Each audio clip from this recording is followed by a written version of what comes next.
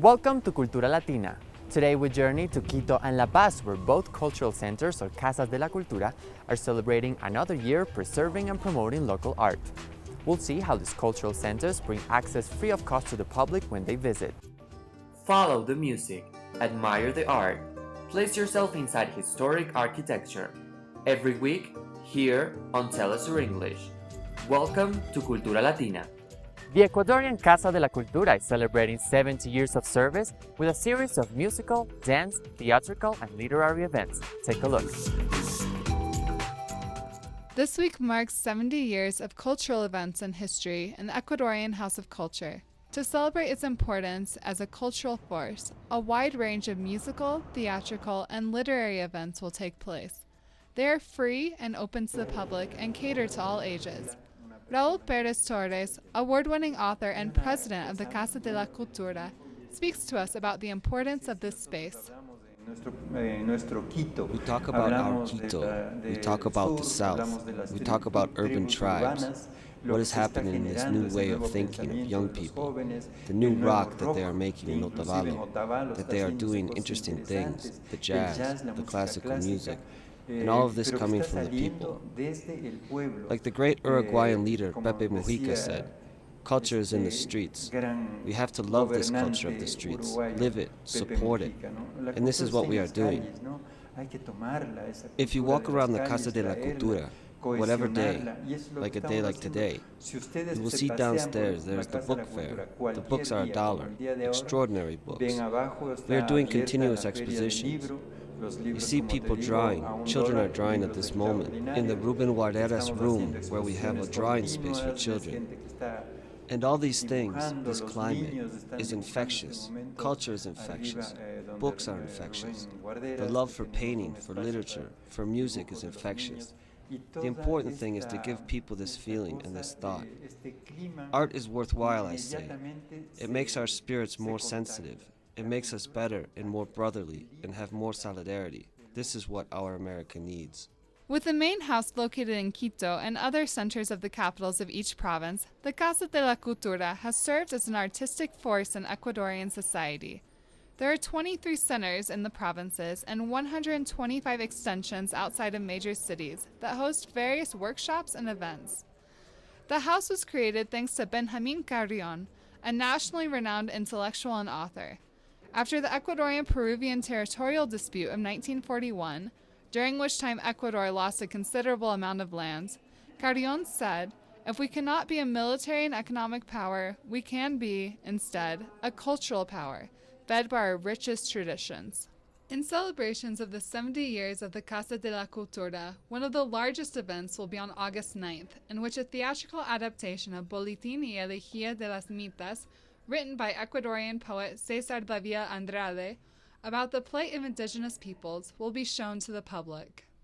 This poem gives us a sense of identity because, of course, it is a very regional poem and refers to the Andes.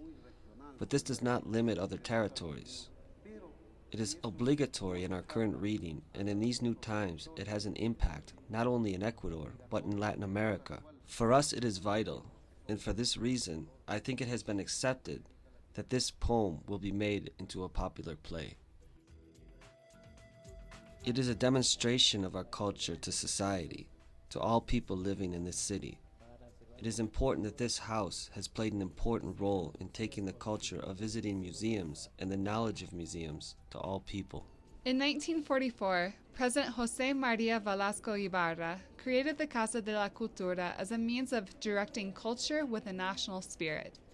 For the past 70 years, the house has supported some of the most influential artists of Ecuador and held some of the country's largest cultural events.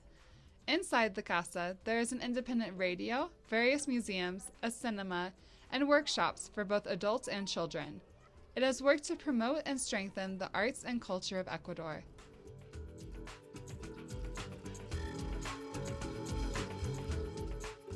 Founded 40 years ago in honor of poet Franz Tamayo, La Paz's Casa de la Cultura promotes Bolivia's unique cultural identity and diverse artistic forms. The municipal Franz Tamayo House of Culture in La Paz celebrates its 40th anniversary this year. It is the headquarters of the local government's cultural office, as well as a public gallery and theater space that is helping to showcase Bolivian art and promote La Paz's unique culture and identity. Walter Gomez, himself a celebrated musician, is the head of the local La Paz government's large cultural affairs office. Many times what nourishes our creativity is a La Paz identity, a Bolivian identity, an Andean identity. However, more contemporary the style becomes, it is never absent of this identity, because La Paz is a city with very strong roots. The indigenous presence, our country bears witness to this identity. Our people are alive and our culture is alive, and it nourishes us and inspires us, and we constantly have this conversation with ourselves. It is how we recover some of the greatest testimonies of our country. Through coordinating offices and galleries like the House of Culture, the La Paz government seeks to showcase and preserve the classics while also creating spaces that develop the talents of younger generations of artists. We are looking to affirm and preserve and value the notable artists that we have. But at the same time, we cannot close the doors to emerging artists and the thing they're doing. The newer generations that have the right and more than enough talent to show what they have. Que tienen derecho y tienen talento en sobra para poder expresar lo que tienen. Through the House of Culture, the local government seeks to help younger artists develop their work with a number of programs, competitions, and public spaces where they can showcase their creations. We have a policy of providing assistance to the newer styles, to the youth. La Paz is a young city, and in large part, the youth are those who are fostering our agenda, and so part of the commitment that we have as an institution is to provide the conditions to develop and value all of the creativity being produced in this moment. The House of Culture's exhibitions are constantly evolving. This exhibition was part of a competition showcasing the work of aspiring art students at the local public university of the city of El Alto. Lourdes Ramos recently won a prize for a piece of pottery she created as part of her studies, now on display in the House of Culture. There are young people who aren't very well recognized for their talents, but initiatives like this contest are helping us above all to continue working. For me, this has been a huge step because it encourages us to create more, to not give up. It has given me greater drive, and since my specialty is ceramics, it has really motivated me as an artist.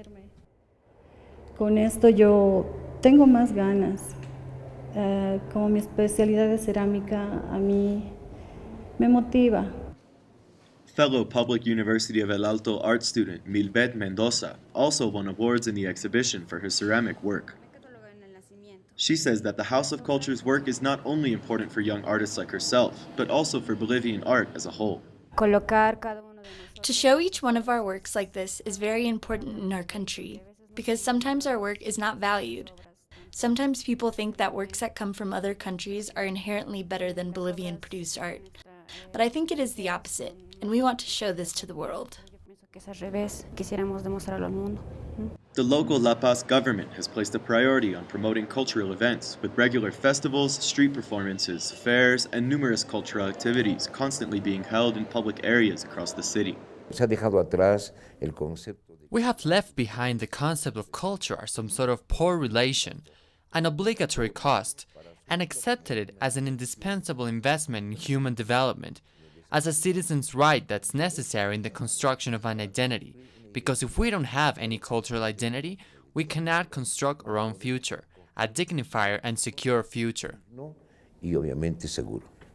Bolivia's House of Culture is playing an important role in shaping this identity and future.